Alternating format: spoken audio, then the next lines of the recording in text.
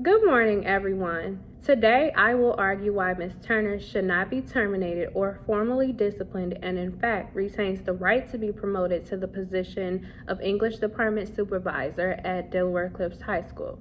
Using specifics from the case study, relevant legal proceedings in Illinois state and federal laws, I will demonstrate that Ms. Turner's outburst, while unprofessional, does not warrant termination, especially in the light of the unethical hiring practices and legal liabilities of the school district.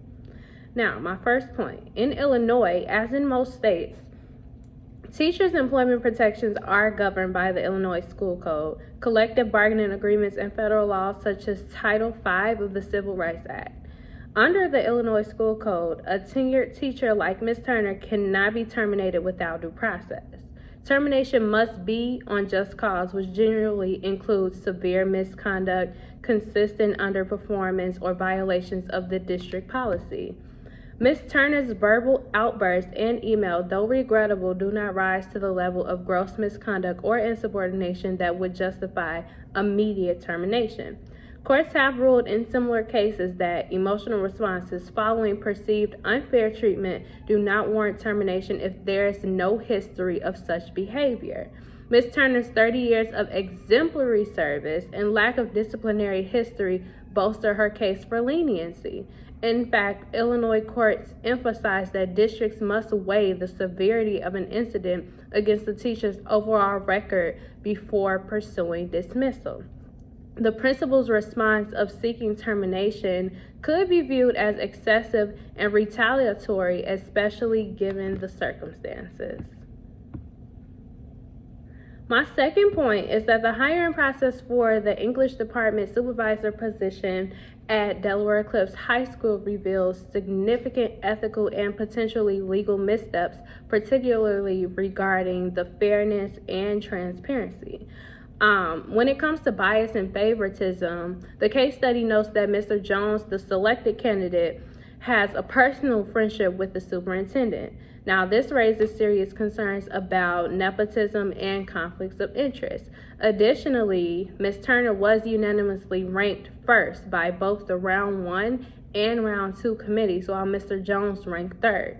Despite this, Mr. Jones was ultimately selected by a committee that included the superintendent, raising questions about undue influence.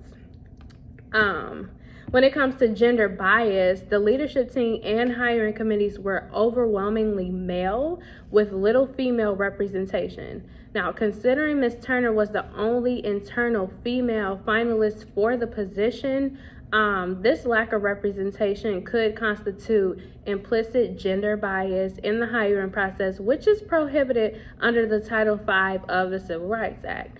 And last but not least, when it comes to the lack of transparency, the case study does not mention a rationale for why Ms. Turner, despite being highly ranked, was not selected. Courts have ruled that failure to document and justify hiring decisions can expose districts to liability under anti-discrimination laws.